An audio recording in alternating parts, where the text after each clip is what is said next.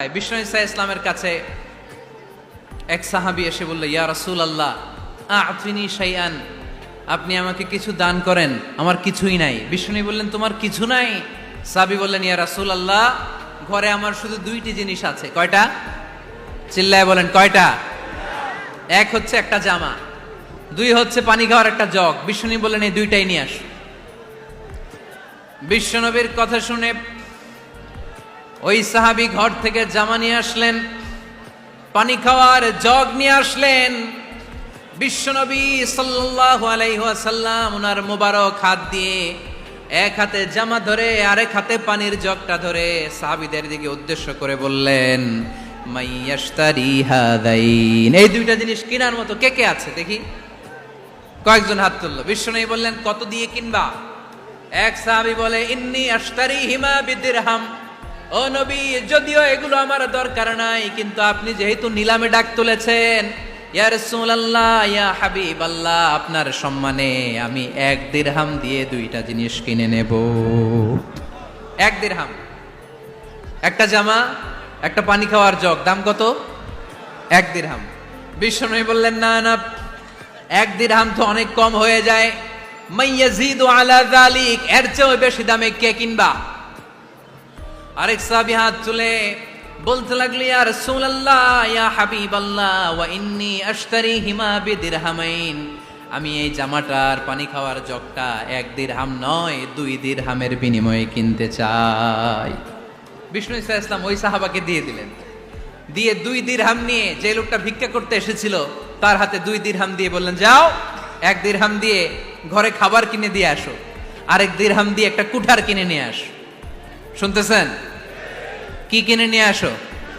কুঠার দিয়ে কি করে? গাছ কাটে।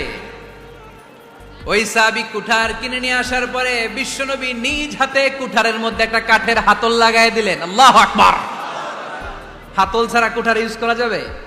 বিশ্বনবী নিজ হাতে ওই কুঠারের ভেতরে একটা হাতল লাগাই দিলেন আর বললেন, লা উরিদু আন আরাকা 15 আইয়াম, এই কুঠার নিয়ে জঙ্গলে যাও, গায়ে অনেক শক্তি আছে, কাঠ কাটো, এই কাঠ কেটে বাজারে বিক্রি করো, সামনের 15 দিন যেন আমি আমার চোখের সামনে তোমার না দেখি। বিশ্বনবীর পরামর্শ অনুযায়ী কুঠার নিয়ে ওই সাহাবী জঙ্গলে চলে গেলেন। কাঠ কেটে বাজারে বিক্রি করতে করতে 15 দিন পরে 10 দিরহাম নিয়ে বিশ্বনবীর দরবারে হাজির হয়ে গেলেন। 10 দিরহাম নিয়ে বিশ্বনবীর কাছে হাজির হয়ে গেলেন। সাহাবী এসে বলল, ইয়া রাসূলুল্লাহ এখন আর আমার ভিক্ষা করা লাগে না, আমার গায়ে অনেক শক্তি আল্লাহ দিয়েছে, আই এম ভেরি এনার্জেটিক, আপনার দেয়া বরকতের কুঠার দিয়ে আমি কাঠ কেটে কেটে স্বাবলম্বী হতে শুরু করেছি। সুবহানাল্লাহ পড়েন। আমি এখন 10 দিরহামের মালিক। বিশ্বনবী বললেন, লা আইয়াহতাতিবা আহাদুকুম হুজমাতান আলা যাহরিহি খায়রুম মিন আইয়াসআলা শাইআন ফায়ু'তিয়াহু আও ইয়ামনাহু, যাদের গায়ে শক্তি আছে তারা ভিক্ষা না করে কাঠ কেটে পিঠে সেই বোঝা নিয়ে বাজারে বিক্রি করা অনেক ভালো, কারণ কারো কাছে যদি তুমি হাত পাতো সে দিতেও পারে নাও দিতে পারে, আর কষ্ট করলে কষ্ট কোনোদিন বৃথা যায় না। চিল্লায় বলেন ঠিক কিনা? বিষ্ণু ইসা ইসলামের অনুপ্রেরণায় এই সাহাবা অল্প কিছুদিনের ব্যবধানে স্বাবলম্বী হয়ে গেলেন। What is the moral of the story? বিশ্বনবীর এই প্রফেটিক স্টোরি থেকে আমাদের কি শিক্ষা? লেসন নাম্বার 1, বিশ্বনবী চাইলেই ওই 2 দিরহাম দিয়ে বলতে পারতো, যাও খাবার দাবার কিনে ফ্যামিলিতে দিয়ে আসো। সে ওই 2 দিরহাম নিয়ে খাবার দাবার কিনে ফ্যামিলিকে খাইয়ে রাত্রে আবার ভিক্ষায় নামতো। কথা কন? রাত্রে কি করতো? ভিক্ষায় নামতো। বিষ্ণু ইসা ইসলাম তাকে কাজ করে খাওয়ার জন্য উৎসাহ দিলেন। পাশাপাশি বিষ্ণু ইসা ইসলাম পার্মানেন্ট সলিউশন দিলেন। এজন্য পার্মানেন্ট সলিউশনের ব্যবস্থা করতে হবে। অনেকে আমরা যাকাত দেই, যাকাতের শাড়ি দেই, যাকাতের লুঙ্গি দেই, আছে না নাই? লক্ষ্মীপুরে এরকম দেয় নাকি? কি দেয়? হ্যাঁ, গাড়ি, গাড়ি দেয়, শাড়ি না। যাকাতের শাড়ি, যাকাতের লুঙ্গি বলতে কোনো কথা ইসলামে নাই। এগুলো খুব কম দামি শাড়ি, যাদেরকে এগুলো দেয়া হয় তাদেরকে অপমান করা হয়, ঠিক কিনা? আল্লাহ বলেছেন, ওয়ালাকাদ কাররামনা বানি আদম, I have dignified the status of the sons of Adam, আমি আদমের সব সন্তানদেরকে সম্মানিত করেছি। সুবহানাল্লাহ পড়েন। আপনাদের চেয়ে সম্মানিত কেউ আছে? মানুষের চেয়ে সম্মানিত গোটা বিশ্বে আর কোনো মাখলুকাত আছে নাই। এজন্য জাকাতের শাড়ি দেয়া যাবে না, জাকাতের লুঙ্গি দেয়া যাবে না। জাকাতের শাড়ি আপনারা দেখছেন, এটারে একবার ধোয়ার পরে দ্বিতীয়বার পরা যায় না। মশারি কি পাতলা, এর চেয়েও পাতলা। এই জন্য জাকাতের শাড়ি, জাকাতের লুঙ্গি বলতে ইসলামে কোনো পরিভাষা নাই। আপনাকে স্বাবলম্বী করে দেওয়ার চেষ্টা করতে হবে। যারা লক্ষ্মীপুর জেলায় বিজনেস ম্যাগনেট আছেন, তারা একসাথে হয়ে একটা স্ট্রং জাকাত ম্যানেজমেন্ট প্ল্যাটফর্ম করতে পারেন, যেখান থেকে আপনারা বিভিন্ন থানায়, বিভিন্ন গ্রামে বাছাই করে করে কিছু ভাইদেরকে জাকাত দিতে পারেন স্বাবলম্বী করার উদ্দেশ্যে।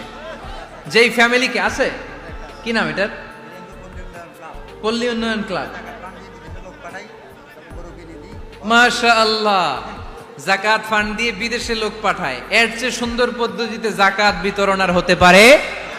যেই লোকটাকে, যেই ছেলেটাকে বিদেশে পাঠানো হয়েছে, ওই ফ্যামিলিটা আর কোনোদিন জাকাতের শাড়ি নেওয়ার জন্য লাইনে দাঁড়াবে? যেই ছেলেটাকে ওনারা অস্ট্রেলিয়ান গাভী কিনে দিছে, দুধ বিক্রি করে যেই ফ্যামিলিটা স্বাবলম্বী হতে শুরু করেছে, তারা আর কোনোদিন জাকাতের লাইনে যেয়ে দাঁড়াবে না। এজন্য জাকাত দিতে হবে স্বাবলম্বী করার জন্য। ইসলাম আমাদেরকে এটাই শিখিয়েছে, কাজ করে খেতে হবে। কাজে লজ্জা নেই, লজ্জা হচ্ছে অলসতায়। লজ্জা কিসে? আজকের আলোচনা থেকে এটা মুখস্থ করে নিতে হবে, কাজে লজ্জা নেই। লক্ষ্মীপুরের ইয়াংস্টারেরা শ্রমে লজ্জা নেই, পরিশ্রমে লজ্জা নেই, লজ্জা অলসতায়। লজ্জা কিসে? আরো জোরে। নবীরা কি এমনি এমনি বসে বসে খাইছে? কঠিন পরিস্থিতিতেও নবীরা পরিশ্রম করে উপার্জন করা লেগেছে, ঠিক কিনা? সাইয়েদনা মারিয়াম আলাইহিস সালাম, যার নামে আল্লাহ তাআলা কোরআনে একটা সূরা দিলেন, উনি পৃথিবীতে এমন একজন মহিয়সী নারী, যেই নারীর গর্ভে, যেই নারীর পেটের ভেতরে স্বামীর স্পর্শ ছাড়া সন্তান দিয়েছে কে? সাইয়েদনা ঈসা আলাইহিস সালাম পেটে আসলেন। মারিয়াম আলাইহিস সালাম লজ্জা পেলেন। হায় হায়, কেমন করে এলাকাবাসীদের কাছে আমি আমার মুখ দেখাবো? বিয়ে করি নাই, স্বামী নাই, বিয়ে হয় নাই, স্বামী নাই, কিন্তু পেটে সন্তান চলে এসেছে। হায় হায়, এলাকায় কেমনে মুখ দেখাবো? লজ্জায় পড়ে মারিয়াম আলাইহিস সালাম এলাকা থেকে চলে গেলেন। কি অবাক করে কাণ্ড! বাচ্চা ভূমিষ্ঠ হওয়ার জন্য, বড় হওয়ার জন্য 6 মাস 7 মাস লাগে নাই, পেটে বাচ্চা আসার সাথে সাথে বাচ্চাটারে বড় করে দিয়েছে কে? সাইয়েদাতুনা মারিয়াম আলাইহিস সালাম এবার বসে বললেন, বুঝতে আরম্ভ করলেন প্রেগন্যান্সির পেইন উঠেছে। হঠাৎ করে পেট থেকে বাচ্চা ভূমিষ্ঠ হয়ে যাওয়ার পরে উনি কাঁপতে আরম্ভ করলেন। ক্ষুধার চোটে খাবার কিছু নাই, সামনে ঝর্ণা, উপরে একটা খেজুর গাছ। সাইয়েদনা ঈসা আলাইহিস সালামকে কোলে নিয়ে মারিয়াম আলাইহিস সালাম মনে মনে ভাবে, হায় রে, কেউ যদি একটু খেজুর পেড়ে দিত, এই ক্ষুধার মুহূর্তে আমি খেজুর খেয়ে পেটের ক্ষুধা নিবারণ করতাম। রব্বুল আলামিন মারিয়ামকে উদ্দেশ্য করে আয়াত নাজিল করে দিলেন, ওয়া হুজ্জি ইলাইকি বিজিযইন নাখলাতি তুসাকিত আলাইকি রতবান জানিয়া। কোরআন সাক্ষী, হুজ্জি ইলাইকি বিজিযইন নাখলা, এর মানে হচ্ছে মারিয়াম, কেউ পেড়ে দিবে না, একটু কষ্ট করে হাতটা উঁচু করে খেজুরের ডালা ধরে ঝাঁকুনি মারো, টসটসে কাঁচা পাকা খেজুর নিচের দিকে পড়বে, তারপর তুমি তুলে খাবে। সুবহানাল্লাহ পড়েন। আল্লাহ চাইলে অটোমেটিক্যালি কারামাত হিসেবে খেজুরগুলো নিচে ফেলতে পারতেন না? কথা কন, খেজুরগুলো অটোমেটিক্যালি নিচের দিকে পড়ছে? পড়ে নাই। আল্লাহ শিক্ষা দিয়েছে, যেই পরিস্থিতিতে থাকো না কেন, তোমাকে শ্রম ব্যয় করে, কষ্ট করে তোমার উপার্জন করতে হবে, রিজিকের বন্দোবস্ত করতে হবে। চিল্লায় বলেন ঠিক কিনা? ইসলাম আমাদেরকে এটাই শিখিয়েছে, কাজে লজ্জা নাই। আবার বিশ্বনবী বললেন, ইন খামাতিস সাআ ওয়া ফি ইয়াদি আহাদিকুম ফাসিলাতুন, তোমাদের কারো হাতে যদি একটা চারা বীজ থাকে, সে যদি দেখে কিয়ামত হতে শুরু করেছে, ফাইন ইসতাতা আন ইয়াগরিসাহা ক্বাবলা আন তাকুমাস সাআ ফালইয়াগরিসহা, কারো হাতে একটা চারা বীজ নিয়ত করেছে, চারা বীজটা রোপণ করবে, ইন দ্য মিন টাইম দেখলো কিয়ামত হতে শুরু করেছে, বিশ্বনবী বললেন, যদি তোমার সুযোগ থাকে কিয়ামত হওয়ার আগে চারা বীজটা রোপণ করে দাও। কথা বুঝতে পেরেছেন? আপনার হাতে একটা চারা বীজ, আপনি প্ল্যান করেছেন এই চারা বীজটা রোপণ করবেন, ইন দ্য মিন টাইম দেখলেন কি হওয়া শুরু হয়েছে? ইযা জুলজিলাতিল আরদু জিলজালাহা, দ্য বিগেস্ট আর্থকোয়েক, ভূমিকম্প শুরু হয়েছে, কিয়ামত হয়ে যাবে। বিশ্বনবী বললেন, কিয়ামত হইতেছে ওদিকে, আর তোমার হাতে যদি চারা বীজ থাকে, দেরি করো না, কিয়ামত তোমার কাছ পর্যন্ত আসার আগে সুযোগ পেলে চারা বীজটা রোপণ করে দাও। ইসলাম শিখিয়েছে শেষ নিঃশ্বাস পর্যন্ত তোমাকে লড়ে যেতে হবে। এই পৃথিবীতে কেউ কাউকে জায়গা করে দেয় না, জায়গা করে নিতে হয়। এই পৃথিবীটা, the life is not a bed of roses, এটা ফুল বিছানো কোনো ফুল সজ্জা নয়, এটা কণ্টকাকীর্ণ। কেউ আপনার স্পেস করে দিবে না, কেউ আপনাকে সুযোগ করে দিবে না, কেউ আপনার জায়গা করে দিবে না, বরং আপনি জায়গা করে নিলে টাইনা নিচে নামাবে। কথা বলেন। এজন্য কখনো অলসতাকে স্থান দেয়া যাবে। রসুল বাত্তালি দুক্কানু শয়তান, অলস মস্তিষ্ক শয়তানের আড্ডা। অলস যদি কেউ থাকে এটারে টেনে বেঁধে কাজে নামাবেন, পারা যাবে? আলহামদুলিল্লাহ লক্ষ্মীপুরে এরকম অলস ছেলে পেলে নাই।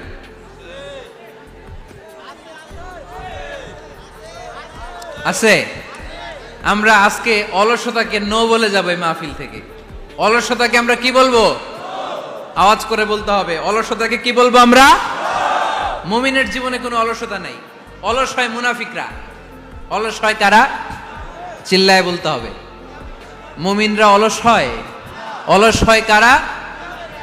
এজন্য কোরআনে আল্লাহ একথাও বলে দিলেন, ওয়াইদা কামু ইলাস সালাতি কামু কুসালা ইউরাউনান নাসা ওয়ালা ইয়াযকুরুনাল্লাহা ইল্লা কালিলা।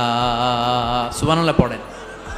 মুনাফিকরা যখন মানুষকে দেখানোর জন্য নামাজে যায়, ওই নামাজে তাদের ইখলাস নাই, ওই নামাজের ভেতরে তাদের কোনো খুশু খুদু নাই, ওই নামাজের ভেতরে আছে শুধু অলসতা। ওই নামাজে কি আছে?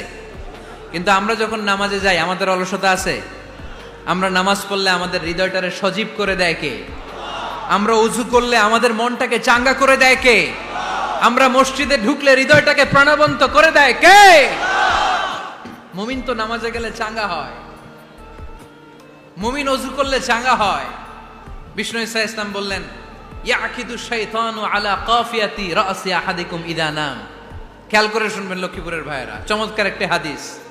আমরা যখন ঘুমোতে যাই, শয়তান আমাদের প্রত্যেকের মাথার পিছনে 3টা অলসতার গিট মারে। কয়টা? আওয়াজ করে বলেন। 3টা অলসতার গিট মারে। ইয়াকিদু শাইতানু আলা কাফিয়াতি রাসি আহাদিকুম সালাসা উকাদ। 3টা গিট মারে যখন আমরা ঘুমোতে যাই। অলসতার 3টা গিট মেরে আমাদের কানের সামনে এসে ফিসফিস করে মন্ত্র পড়তে থাকে, আলাইসা লাইলুন তাওয়িলুন ফারকুদ, আলাইসা লাইলুন তাওয়িলুন ফারকুদ। বিশাল লম্বা রাত, ঘুমাও, অনেক সময় আছে, ঘুমাও। রাত 5টা বেজে যাচ্ছে, তাহাজ্জুদের সময় শেষ হয়ে যাচ্ছে, তখনও শয়তান বলে রাত অনেক লম্বা, ঘুমাও। ফজরের সময় পার হয়ে যাচ্ছে, সূর্য উঠে যাচ্ছে, শয়তান বলে আলাইসা লাইলুন তাওয়িলুন ফারকুদ, এখনো অনেক সময় আছে, লম্বা লম্বা লম্বা চৌড়া রাত পড়ে আছে, তুমি ঘুমাও। বিশ্বনবী বললেন, ফাইন ইস্তাইকাযা ওয়া যাকারাল্লাহ ইনহাল্লাত উকদা। আমার উম্মতের কেউ যখন ঘুম থেকে জেগে ঘুম থেকে ওঠার দোয়া পড়া শুরু করে দেয়, অলসতার প্রথম গিটটা সাথে সাথে খুলে দেয় কে? আপনি ঘুম থেকে উঠেই যখন ঘুম থেকে ওঠার দোয়া পড়বেন, আপনার অলসতার প্রথম গিট খুলে দেয় কে? ঘুম থেকে ওঠার দোয়াটা কি? আলহামদুলিল্লাহিল্লাযী আহইয়ানা বা'দামা আমাতানা ওয়া ইলাইহিন নুশুর। প্রশংসা সে আল্লাহ, যে আল্লাহ আমাদেরকে লম্বা একটা ঘুম শেষে, মৃত্যু শেষে আমাদেরকে ঘুম থেকে উঠালেন। এই দোয়াটা পড়ার সাথে সাথে শয়তান যে 3টা গিট মারছে, ওই 3টার একটা খুলে দেয় কে? Fine তাওয়াদ্দা in হাল্লাত উকদা। ঘুম থেকে জেগে ঘুমের দোয়া পড়ার পরে যখন কেউ ওযু করে ফেলে, অলসতার দ্বিতীয় গিটটাও খুলে দেয় কে? ওযু করার পরে ফাইন সাল্লাত ইন হাল্লাত উকদা, নামাজের মুসল্লায় দাঁড়িয়ে যখন নামাজ শুরু করে দেয়, অলসতার 3 নাম্বার গিটটাও খুলে দেয় কে? 3টা গিট যখন খুলে দেয়, বিষ্ণু ঈসা ইসলাম বললেন, ফাসবাহা নাশীতাল কলব। নাশীত, তখন মুমিন বান্দা সজীব হয়ে ওঠে, প্রাণবন্ত হয়ে ওঠে, উচ্ছ্বসিত হয়ে ওঠে। ওয়া ইল্লা খাবিসান নাফসি কাসলান।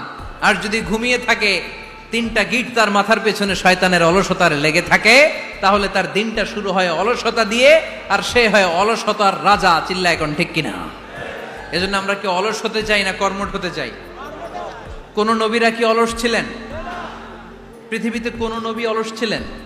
সব নবী কর্মঠ ছিলেন। বিষ্ণু ঈসা ইসলাম বললেন, মা বাআসাল্লাহু নাবিয়্যান ইল্লা রাআল গানাম, এই পৃথিবীতে এমন কোন নবী নাই যেই নবী বকরি চড়ায় নাই।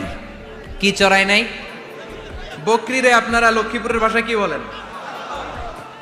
কি বলেন? ছাগল। তো পৃথিবীতে এমন কোন নবী নাই যেই নবী কি চড়ায় নাই? ছাগল চড়ায় নাই। সাহাবারা বললেন, ইয়া রাসূলুল্লাহ আনতা কাযালিক, আপনিও ছাগল চড়াইছেন?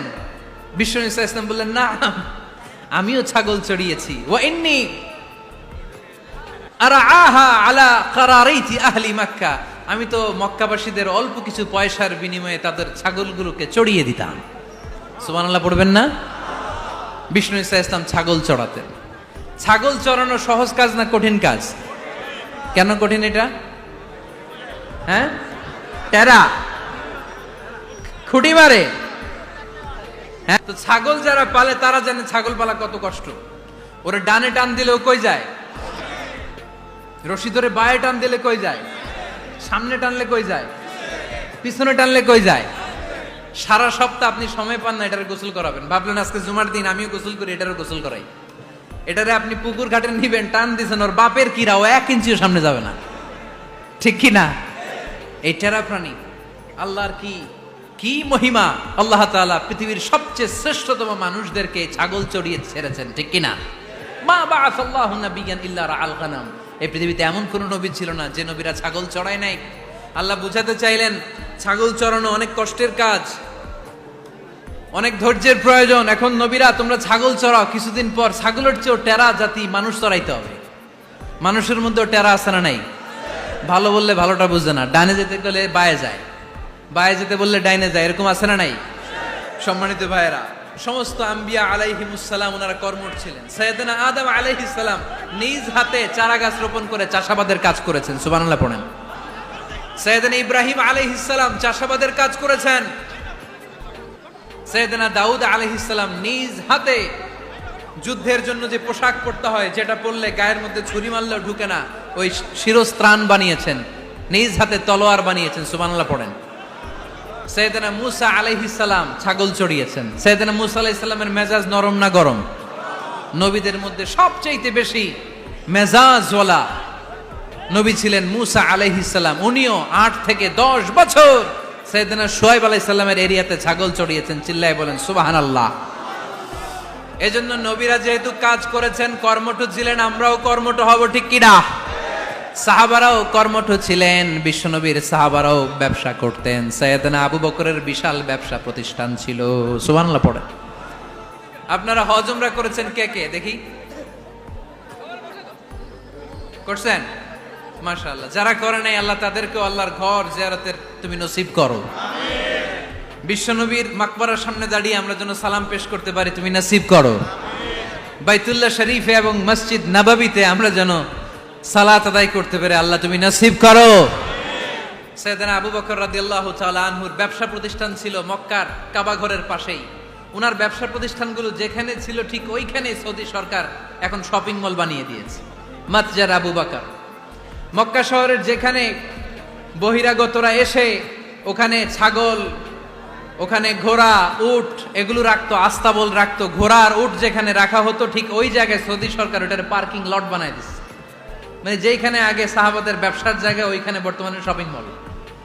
যেখানে আগের সময়কাল সাহাবারা উট আর ঘোড়া রেখে বাঁধতো, ওইখানে এখন গাড়ি ঘোড়া রাখার ব্যবস্থা করা হয়েছে। সাইয়েদনা আবু বকর অনেক বড় ব্যবসায়ী ছিলেন। ওনার নিজ টাকা দিয়ে হাবাসা থেকে আসা সাইয়েদনা বেলালকে তিনি 20,000 স্বর্ণ মুদ্রা দিয়ে উমাইয়া ইবনে খালাফের কবল থেকে তিনি মুক্ত করেছেন। সাইয়েদনা উসমান যুন্নুরাইন বড় ব্যবসায়ী ছিলেন। নিজের টাকা দিয়ে মদিনার মুসলমানেরা পানি খেতে পারে না, বিইরে রুমা নামে একটা কুয়া ছিল, এই কুয়ার মালিক ছিল ইহুদি। মুসলমানেরা পানি খেতে গেলে সে বকা দিত, পানি খেতে দিত না। বিশ্বনবী বললেন, আমার সাহাবীদের মধ্যে এমন কি কেউ নাই নিজের অর্থায়নে বীরে রুমা কিনে মুসলমানদেরকে দিয়ে দিবে? সাইয়েদনা উসমান যুন্নুরাইন বলল, ইয়া রাসূলুল্লাহ, আপনার খেদমতে আমি হাজির। মুহূর্তের মধ্যে সাইয়েদনা উসমান যুন্নুরাইন নিজের অর্থায়নে বীরে রুমাটা কিনে মুসলমানদের জন্য সদকা করে দিয়েছে। তো ব্যবসা না করলে, কর্মঠ না হলে, উপার্জন না হলে সদকা করা যাবে? চিল্লায় বলেন করা যাবে? সুনানে তিরমিজির বর্ণনা, বিষ্ণু ঈসা ইসলাম মক্কা থেকে যত সাহাবারা হিজরত করে মদিনায় এসেছে, মদিনাতে কোনো না কোনো সাহাবার সাথে বিশ্বনবী ভ্রাতৃত্বের বন্ধনে আবদ্ধ করে দিয়েছে। সুবহানাল্লাহ পড়েন। এজন্য মক্কা থেকে যারা এসেছে এদেরকে বলে মুহাজির, এদেরকে কি বলে? আর মদিনায় যারা ছিল এদেরকে বলে আনসার, এদেরকে কি বলে? আওয়াজ করে উত্তর দিবেন। মক্কা থেকে যারা এসেছে তাদের নাম মুহাজির, আর যারা মদিনার সাহাবী তাদের নাম আনসার। আজকে এই মাহফিলে লক্ষ্মীপুর এর বাইরে থেকে কারা কারা আসছেন দেখি?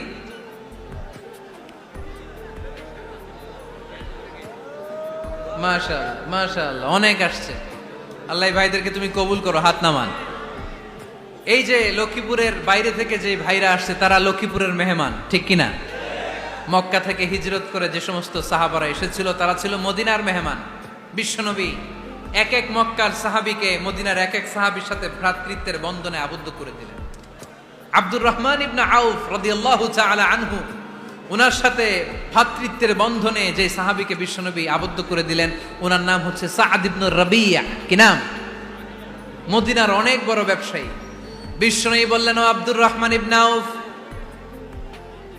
সম্পদ ছেড়ে দিয়ে, পরিবার ছেড়ে দিয়ে, স্থাবর অস্থাবর সব ছেড়ে দিয়ে আল্লাহ রাসূলের ভালোবাসায় মক্কা থেকে মদিনায় এসেছো।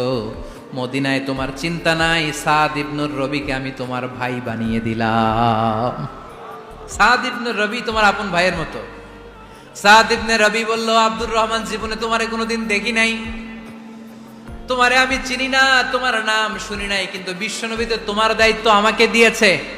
আমার চেয়ে বড় ধনী এই মদিনার মধ্যে দ্বিতীয় কেউ নাই। আজ থেকে তুমি আমার ভাই, আজ থেকে তুমি আমার কি?